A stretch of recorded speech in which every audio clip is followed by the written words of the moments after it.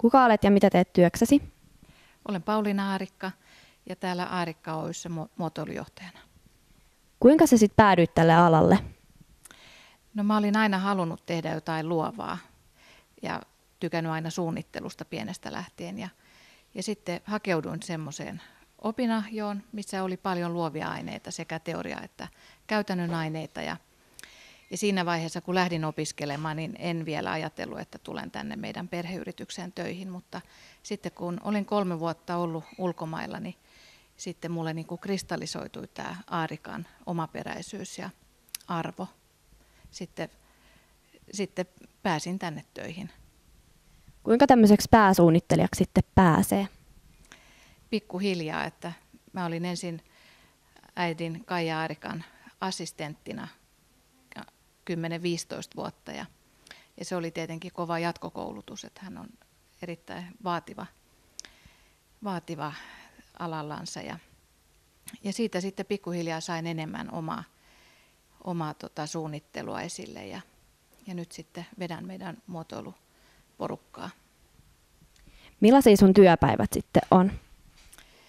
Ne on todella vaihtelevia, että suunnittelua niihin sisältyy yleensä aina, mutta ei läheskään koko päivää, että sitten on erilaisia tuotekehittelyprojekteja, teknisiä ja materiaalien uusien kokeiluja ja etsimistä ja työtapojen kokeiluja ja neuvotteluja. Sitten olen yrityksen johtoryhmässä ja hallituksessa ja tällaisia ei-suunnittelukokouksiakin on aika paljon. Voitko näyttää jotain sun suunnittelemia tuotteita jonkun tuotteen? Joo, tässä vieressä on Keikarisarja niminen aika uusi sarja meillä, johon kuuluu peili, johon saa korut kätevästi roikkumaan.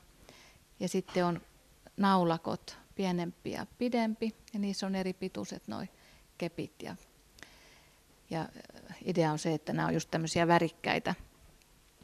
Ja sitten seinäkello. Ja tällä hetkellä kuuluu tähän sarjaan, mutta lisää on tulossa. Miten nämä sitten syntyi? No tämä Keikarisarja syntyi tästä peiliajatuksesta, että mä halusin tehdä ensinnäkin korutelineen omille koruilleni omassa kodissani. Että oli ongelma, että mihin ne laittaa kätevästi. Ja sitten mun mielestä oli tärkeää saada siihen peiliviereen, että voi heti sitten aamulla, kun sovittelee koruja ja vaatteita, niin näkee, mikä koru olisi tähän asuun kiva. Niin mä sitten yhdistin ne kaksi ja siitä lähti sitten tämä Keikarisarja pursuamaan muihinkin tuotteisiin. Mistä sait sitten idean tuohon peiliin, että tuossa tulee just tommonen ja kaikki värit ja näin?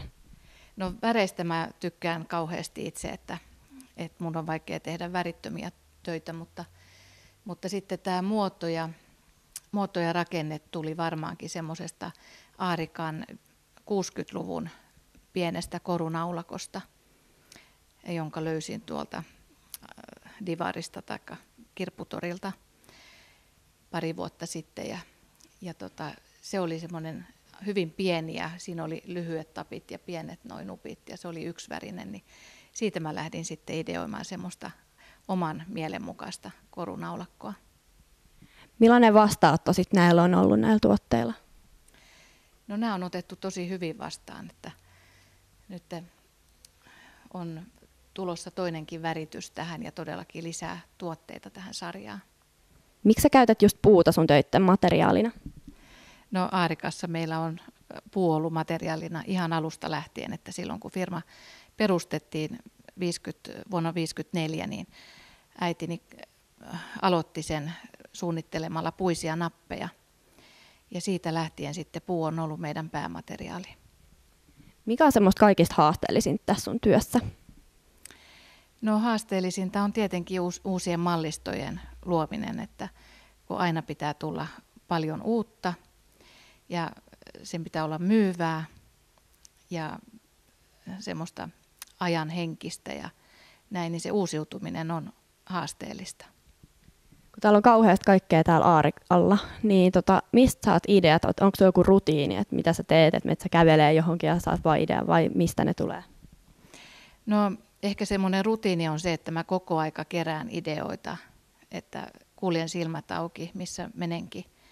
Ja revin lehdistä sivuja, jos siinä on joku pienikin semmoinen idean poikainen, mistä voi kehittyä sitten jotain ihan muuta kuin mitä se on siinä, mutta mistä tulee joku hyvä ajatus mieleen, niin koko aika kerään sellaista materiaalia ja piirtelen luonnoksia ja näin. Mutta kyllä sitä sitten vaan täytyy ihan alkaa tehdä protoja, että niistä se syntyy sitten pikkuhiljaa. Mitä sun mielestä on luovuus? No luovuus on ainakin asioiden yhdistelemistä sillä lailla, että siitä tulee uutta ja just sen tiedon keruun tulosten niin kuin, käyttöä sillä lailla, että siitä tulee uusia asioita. Voiko tätä luovuutta jotenkin harjoittaa? Varmasti voi, mutta mä luulen, että se harjaantuu tavallaan siinä koko aika, kun tekee näitä tuotteita ja suunnittelee uutta, niin on koko aika semmoinen melske tohina käy päässä, että mitä tästä lähtee tulemaan ja mitä tuosta, jos mä teen noin. Että se on semmoinen ketjureaktio.